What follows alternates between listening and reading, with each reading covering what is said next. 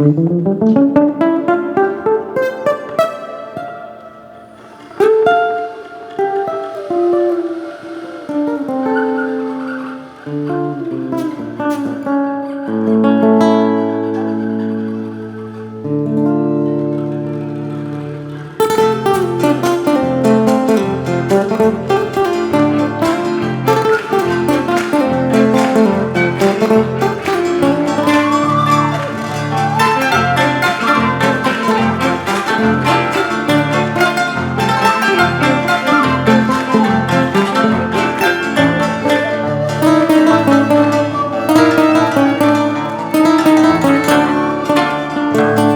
agua fluye de un manantial que va regando a nuestras almas.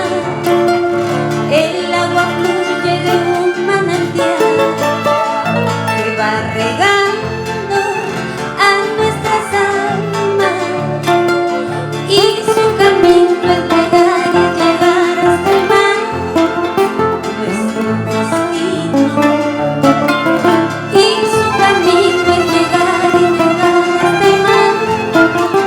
nuestro destino. Hay que enfrentar superando el dolor cuando embarga a nuestras vidas. Hay que enfrentar superando el dolor cuando embarga a nuestras vidas. Porque el vivir es luchar y luchar y luchar nuestro destino.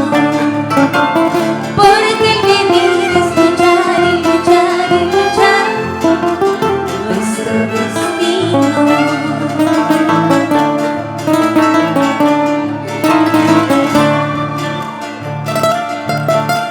Porque el vivir es luchar y luchar, como la hoguera que enciende la noche, avisorando el perfil radiante del mundo.